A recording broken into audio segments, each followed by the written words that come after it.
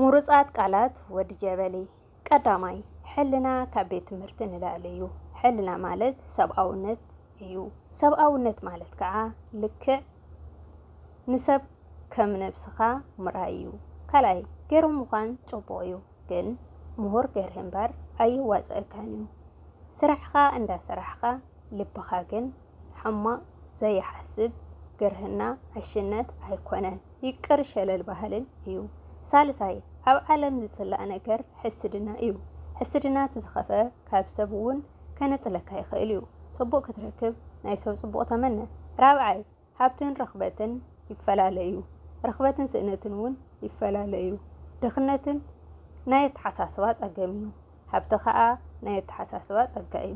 ረኽበትን ስእነትን ግን ቁጠባ የምፅእ። ሓምሻይ ዓለም ቤት ትምህርቲ እያ፣ ናይ ዓለም መምህር ከዓ ግዜን ኩነታትን እዩ። ሻድሻይ ናይ ዓለም ተስፋ ፅሑፍ እዩ። ካብ ዓለም ትነብር ክሳብ ዘለኻ ብሜላን ብተስፋ ንበር። ወዲ ጀበሊ